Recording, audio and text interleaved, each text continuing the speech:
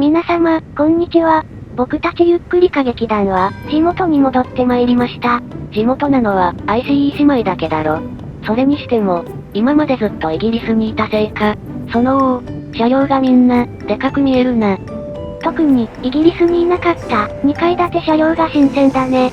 ここは、ドイツ南部の都市、ミュンヘン。今日はまず、隣国オーストリアの、私鉄特急、ウェストバーンに乗車します。行き先は、ドイツとの国境に近い町、ザルツブルクです。この会社、前に特集した時に、私たちは、ベストバーンと言っていました。標準的なドイツ語の発音では、この単語は、ベスト、なのですが、オーストリアの発音は、濁音のない、ウェストだ、との指摘がありましたので、表記を改めさせていただきます。一貫性がなくて、すみません。ということで、ウェストバーンは、以前も取り上げた列車ですが、その後にいくつか変化がありましたので、もう一度乗車しながら、変わったところをお伝えいたします。その前にゆくりが、面白い車両を発見しちゃったので、早速寄り道をします。ドイツ南部で最大の駅、ミュンヘン中央駅は、16両編成の列車が余裕を持って停車できる、長いホームを備えています。その、広大なホームが並ぶ片隅に、変わり種の客車が止まっていました。ガラスのドームで、一段高くなった屋根。そして、車体中央部分が、2階建てになった構造。これは、西ドイツ国鉄が、特急列車用に、特別に製造した、一等展望客車です。国際特急、ラインゴルトや、ラインプファイルといった、全席一等で構成される、特急列車に連結され、各地を走り回っていました。西ドイツ国鉄での活躍は、1976年で終了してしまいましたが、チャーター列車の会社などを経て、製造された5両すべてが、今もなお、現存しています。その中の3号車を、多目的輸送会社、レールアドベンチャー社が購入。プライベートの貸し切り車両として、使用しているのです。普段は、ミュンヘン中央駅の一角に、留置されているようです。ドームカーの内部は、往年の雰囲気を残しつつ、最新の設備に交換されています。電動のリクライニングシートや、バーコーナー、LED 照明などが、装備されているそうです。この客車を保有する、レールアドベンチャー社の本来のお仕事、多目的輸送、というのは、あまり聞き慣れない業務ですよね。これは簡単に言えば、自力で動けない車両を、各地へ牽引する会社です。保有する、各種の機関車を派遣して、貨物輸送が繁忙期になれば、貨物列車を運転。軌道の保守会社から依頼されれば、検測用の客車や、保線用の貨車を引いて、縁の下の力持ちになります。それから、面白い運用としては、工場で製造された、心臓機関車や、戦車を、鉄道会社の地域まで輸送する、公使改装も請け負います。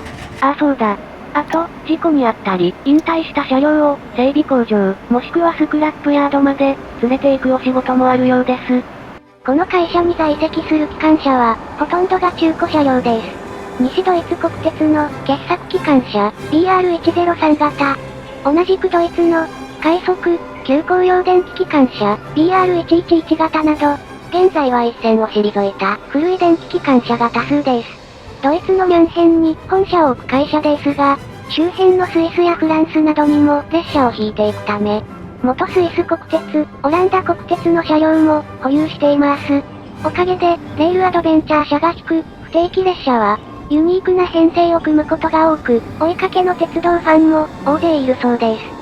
こうした国際色豊かなこの会社に、最近引退した HST 君、クラス43型ディーゼル機関車が、8両も引き取られました。普段は2両の機関車を背中合わせで連結した、8軸2車体の形態で列車を牽引します。現役時代の HST 君は、イギリス国内専用の高速特急でしたが、レールアドベンチャーに移籍後は、ヨーロッパ大陸にも進出。ここミュンヘン中央駅にも顔を出したことがあります。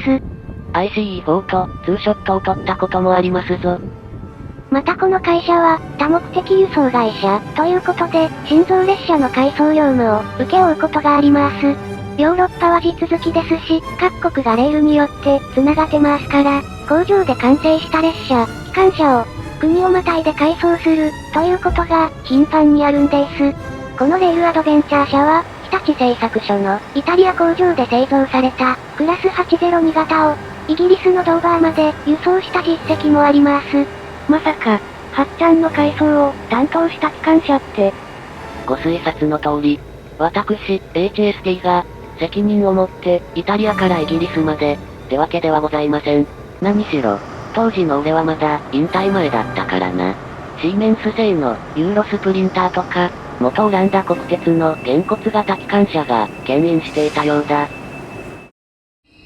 さてこの辺りで、本日の列車に乗ることにしよう。冒頭でもお伝えした通り、今回の特集は、オーストリアの私鉄特急、ウェストバーンだ。この鉄道会社は、2011年に、首都ウィーンと、西に300キロ離れた都市、ザルツブルクまでの区間で、運転を開始した。開業以来10年以上、この運行形態が続いていたのだが、2022年に、念願の、ドイツ、ミュンヘンに乗り入れを果たしたのだ。ここは、ドイツの首都、ベルリンに次ぐ、大きな都市であるとともに、特急や、なんちゃって高速列車、ICE など、ドイツ各地から長距離列車が集まる大きな駅がある。なんちゃってって言わないでよ。もっともその通りなんだけど。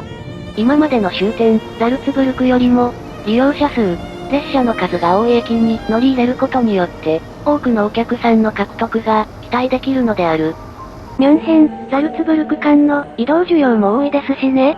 ここは同じ区間を、オーストリア鉄道の特急、レールジェットも走っています。ただしレールジェットは、ミュンヘンからザルツブルクまでを、ノンストップ、もしくは、途中一駅だけ止まるのに対し、ウェストバーンは、中央駅の隣にある、ミュンヘン東駅といった、中規模の駅にも停車するのが大きな違いです。ちなみに現在、ウェストバーンは、ザルツブルクよりも西の都市、インスブルックにも路線を延伸。そして今年から来年にかけて、ドイツ国内の路線が大幅に増強される計画です。2024年末には、ミュンヘンから北西に190キロ離れた工業都市、シュプットガルトへの路線が予定されています。さらに、シュプットガルト線開業の1年後、2025年に国際空港のある大都市、フランクフルト線の開設も決定しています。2024年に運転予定のシュプットガルト線を延長する形で運転され、1日1往復の列車がフランクフルトとウィーンを結びます。それってなんだか随分運転時間が長そう。どれぐらいかかるの？片道8時間だって。今のところ計画されているダイヤは、お昼の12時にウィーンを出発。ザルツブルクやミュンヘンを経由し、午後8時過ぎにフランクフルトに到着。列車はドイツで一泊した後、翌朝9時45分に、フランクフルトからウィーンに向けて、また長旅をします。あれ？ということは、複数の編成を組み合わせて、ウィーン、フランクフルト間は運転するんだ。一つの編成だけで回していると、稼働時間や走行距離が偏っちゃうからね。ついでに言うと、ウィーンとフランクフルトを結ぶ列車は、ドイツ鉄道の ICE。まあ僕なんですけど、ドイツ鉄道の列車も走っています。けれどもこちらは、始発と終点が同じなだけで、途中の経路が、ウェストバーンと、完全に異なります。ICE は、ウィーンの西、155キロの場所にある都市、リンツから北西に進路を取ります。その後は、ドイツの鉄道発祥の地、ニュルンベルクなどを経由して、フランクフルトへと向かいます。路線上は遠回りになる、ザルツブルクや、折り返しが必要な、行き止まり構造の駅を通らないので、フランクフルトまでは、ウェストバーンよりも短い所要時間で、走破しています。と言っても、短縮してるのは、1時間程度なんですけどね。逆にウェストバーンは、所要時間が長い代わりに、ザルツブルク、ミュンヘン、そしてシュプットガルトといった、大きな都市を経由するのが強みです。ですから、計画中のフランクフルト線は、始発から終点まで、すべて乗り通すお客さんは想定せず、途中区間のみの利用者を期待しています。そういえば、ウィーン発、ドイツ行きの T ちゃんさんは、フランクフルトから、さらに先の行き先もあったよな。西部の、ドルトムントとか、北の港町、ハンブルクまで走る、片道10時間の拷問アイや、長旅とか。ドルトムント系統はともかく、ハンブルクはきついんだよ。お客さんを入れ替えながら、寝台列車よりも長い経路で、走行してるんだ。ほんと、毎日大変だよね。お姉ちゃん頑張って都合のいい時だけ妹キャラを出すんじゃないよ。それはともかく、今日私たちは、久しぶりに、ウェストバーンに乗ったわけですが、なんだかこの電車、前よりも車体が派手になってません？白と水色を基調にした、基本のカラーリングはそのままながら、オレンジ色や黄色で、案内の表示が、大幅に増えていました。愛さん、それはね座席クラスが増加したからなんだよ。現在ウェストバーンを走る車両は、6両編成の2階建て電車だ。そのうち、片側の先頭車両の2階に、一等席を設定。車体には、黄色い模様を追加し、普通席と区別できるようにした。一等席の車内は、ドイツ鉄道や、オーストリア鉄道の特急と同じ、横3列の座席配置となっている。そして、一等席車両の1階部分と反対側の先頭車両にはコンフォートプラスという新しい座席が設定されていた。シートは通常の普通席と同じ横4列配置なのだが、全席が向かい合わせ配置なので足元が少し広くなっている。ウェストバーンではグループ旅行や少しの追加料金でゆったり移動したい方を想定しているそうだ。コンフォートプラスがある車両は、ドアの周りに、青緑色の模様がある。そして最後に、中間の4両が、普通席、スタンダードとなります。この4両は、集団見合い配置のため、少しシートピッチが狭いのですけど、その分多くの座席が配置でき、1席あたりの料金を、リーズナブルにしています。スタンダードクラスには、わかりやすく、オレンジ色の印が追加され、4両それぞれに、カフェコーナーがあります。ってことはだ。この電車は、両側の先頭のみが、モーター付き車両で、普通席車両は、動力がない。つまり、モーターの音を楽しみたい場合は、一等席か、コンフォートプラスに乗らないといけないのか。それをデメリットと感じる人は、ごく少数の音鉄だけでしょ？それなりに多いだろ。全世界に419万人ぐらいいると思うぞ。ミュンヘンを発車して、およそ2時間。前方の窓に雪をいただいた高い山が迫ってきました。列車は間もなく国境を越えてオーストリアに入り、直後にザルツブルクに到着します。僕たちがザルツブルクに来たのは、ちょうどクリスマスシーズン。この街で生まれた作曲家、モーツァルトが洗礼を受けた大聖堂前の広場など、市内の各地でクリスマスマーケットが開催されていました。またクリスマスシーズンなのかよ。だって、イギリス取材を終えた後、1週間後に行ったんだもん。そうそう。ザルツブルクのマーケットは、観覧車も絶叫マシンもなくて、安心できます。余談だが、ザルツブルクのクリスマスマーケットの屋台は、タイヤがついている移動式だった。ドイツの屋台だと、壁や天井を分割して、コンパクトな板だけになる、プレハブタイプもあるのだが、この街の屋台は、マーケットが終わると、自動車に牽引されて、広場を去っていくタイプだったのだ。その情報、いる？あ、じゃあねもうちょっと有益なお話をしよう。クリスマスマーケットは、国によって、開催時期が異なる。ドイツのマーケットは、12月23日の夕方に終わりを迎え、24、25日は完全にお休み。そして、26日以降に、撤去作業が始まり、新年になる前に、完全撤収してしまう。だが、お隣、オーストリアでは、1月になった後でも、少しだけ、クリスマスマーケットが開催されている。新年になっても、まだクリスマス気分に浸れるのだ。今回、ザルツブルクで、一旦下車した理由は、クリスマスマーケットが、目的ではありません。深夜の駅で、見たいものがあったからなんです。時間は、日付が変わり、午前2時。一旦解散した僕たちは、ザルツブルク中央駅に、再集合しました。以前僕たちは、ザルツブルク中央駅で、深夜に寝台列車が次々に集まり、大きな入れ替えをする、とお話ししたことがありました。あの時は、言葉の情報だけでしたが、これを実際に、見てみたかったんですよ。でも、早めに寝たとはいえ、夜中に起きるのが、ちょっと辛かったな。寒いし、雨も降ってたしね。じいちゃんさんは、眠くてパスしようとしてたでしょ。余計なこと言わない。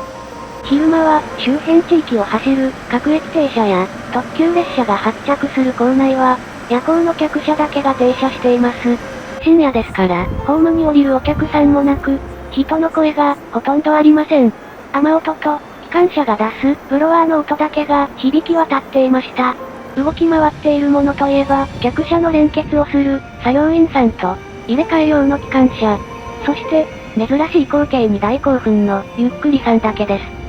ザルツブルクの駅って、いくつものホームで、連結作業が並行しているし、階段が意外と長くて、上り下りが大変なんだよ。夜中にいい運動をしていました。ザルツブルクまで長い編成を組んで走ってきた寝台列車たちは、これから先の目的地ごとに客車を細かく分割。そして入れ替え機関車に牽引されてホームを移動し、新たな編成を組むのです。例えば、首都ノウイン発、スイスのチューリッヒ行きのナイトジェット。これはオーストリア鉄道が運転を担当する列車ですが、同じ編成に南のクロアチアから走ってくる寝台急行ユーロナイトを連結。ザルツブルクから終点チューリッヒまでは、2つの種別の客車を1つにまとめて走ります。構内にいる客車は、基本的にオーストリア鉄道の寝台列車、ナイトジェットです。けれど、ハンガリーや前述のクロアチア、中央ヨーロッパのチェコ、ポーランドなど、周辺各国の色とりどりの客車が、深夜の駅をひっそりと動き回っていました。客車たちを入れ替えるのは、凸型車体の1163型電気機関車です。かれこれ1時間ほど客車たちを見ていましたら、突然異色の電車が、私たちの目の前に現れました。ウェストバーンが突如発注を表明した中国製車両です。運輸省や関係各所の認可を得るためにオーストリアで試運転をしているという情報は前から掴んでいたのですが、まさか実際にお目にかかれるとは思っていませんでした。ウェストバーンは開業以来、スイス、シュタットラー社製の2階建て車両で運行しています。しかしこの車両、時計の国、スイスの列車らしく、精巧で凝った独特の構造があり、メンテナンスや運行コストに難がありました。そこに、ヨーロッパ進出を計画していた中国のメーカーが、うちの車両を格安で導入しませんかとオファーをしたのです。運行コストを下げたい、ウェストバーンにとって魅力的な条件でした。しかし、新規参入のメーカーの新型車両は、お客さんを乗せて運転するまでの間に多くのテスト項目をクリアし、長期間、試運転をしなければいけません。当時、中国のメーカー、中国中車は、自国で急成長を遂げ、すでに世界一の規模を誇っていました。ですがヨーロッパでは、まだ実績がなかった上、納期や信頼性が、鉄道会社から疑問に思われてしまい、正式発注には至らなかった、はずだったんでーす。ところが、2021年6月、突如中国中車が、ウェストバーンへ、列車の納入を発表。記念式典を開催します。しかもそのセレモニーでは、組み立てが完了し、ウェストバーンの塗装まで終えた、実物の列車が、誇らしげに展示されていました。導入失敗に終わったはずの車両が、突然正式発注されたことに、関係者たちは驚きます。何しろ、式典が開催されるまで、現地メディアから、鉄道ジャーナリストといった、業界に詳しい方々すら察知していなかった、電撃作戦でした。もちろん、現地の鉄道ファンは、一切知る由もなく、ファンサイトは大混乱。実は、一度発注を取り消した直後から、本格導入に向けて、両社は水面下で、交渉を継続していたそうです。この中国製車両は、4100型の形式番号が与えられ、現在は、認可を得るための試運転中です。全車2階建て構造で、6両編成と、これまで同社が使っている4010型と、ほぼ同じ構造です。車体には、アルミの他に、カーボンファイバーが使われ、軽量化と強度の両立を図っています。一方で足回りに、両ダンパーが、2本装着されているなど、中国の高速列車由来の構造も、見られました。これはおそらく、ドイツが技術供与した、ICE3 タイプの高速車両が元なんじゃないかと思います。車内はカーテンが下ろされていたので、よくわかりませんでしたが、中国や日本の高速鉄道で標準仕様になっている回転式のシートではなく、オーストリアで一般的な固定式のシートでした。新しい列車なのに、車体が落書きされていたのが残念だったね。ヨーロッパの新型車は、こういったいたずらの餌食に良くなるんだよ。というのも、導入に先立って行われる長期のテスト走行は、深夜帯や他の列車の合間に実施する。なので普段は、車庫の片隅や、田舎の駅、貨物列車が行き交う対比線といった、人目につきにくい場所に誘致されている。その上、耐久試験の最中は、塵や埃が付着したままで、洗車をしないため、落書きの対象に選ばれやすくなってしまう。しかも、列車の所属が、鉄道会社ではなく、車両メーカーにある状態で、試運転が行われるので、落書きされていたとしても、鉄道会社は、むやみに手出しできないのだ。当然のことながら、正式な引き渡しの前には、新品同様に綺麗にされるが、新型車はどれも、痛々しい姿で、テストを行っている姿が、たびたび目撃されている。この時、深夜のザルツブルクに現れた、中国製列車は、試運転ではなく、車庫の入れ替えだったようだ。しばらく、構内の通過線で、信号待ちをした後、進行方向を変え、元来た道を、低速で引き返していった。なんて、衝撃の列車が現れたところで、久々のオーストリア旅は、次回に続きます。いきなり、大きなネタが来てくれましたが、まだまだ助走なんですからね。それでは、ここまでのご視聴、ありがとうございました。